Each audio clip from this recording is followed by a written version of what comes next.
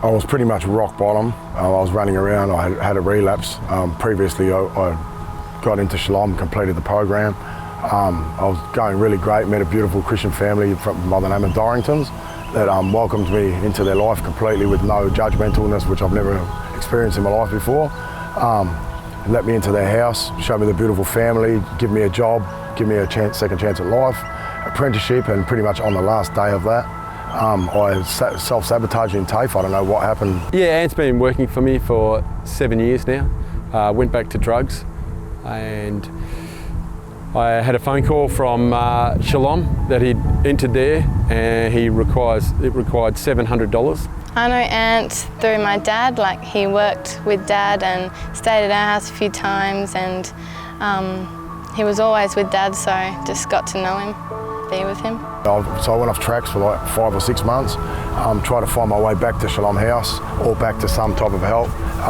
Very messed up on drugs and everything, didn't have a chance. Come into Shalom first time, walked off after about 8 days. It was just too hard and I didn't have any hope left in myself or in life. Then I come back again and I lasted maybe 12 hours and walked off again, and I was pretty much suicidal, mentally ill and strongly drug addicted and had no one at all. Felt like I had no one. I lost hope in God and everything. And then I come back a third time and I didn't have the money to enter the program. I thought I'll ring onto my boss, which would normally always help me. I had a phone call from Shalom that he'd entered there, and it required $700 to be in the program. I felt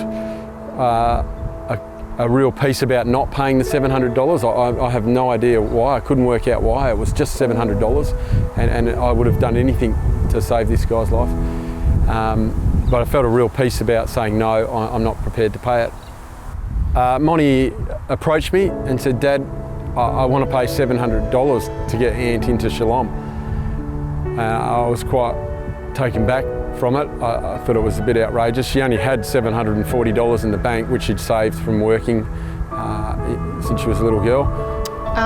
When no one was willing to pay, I just thought, well, I know he can change. I want him to change back to himself.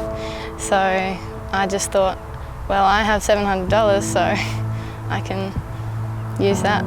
From the little things, which that's a massive thing, it's all the money that you've got, but from that I'm going to make sure that I snowball that and change thousands of lives from there. And it's just one of your first things that you put your trust in God and just keep your eyes fixed on the cross, and you trust in God, and you've got a big future ahead of you with God, and He loves you. And now I realise He loves me again. I've got my faith back too. So from that one little action, you've changed my life and hundreds more. Thank you.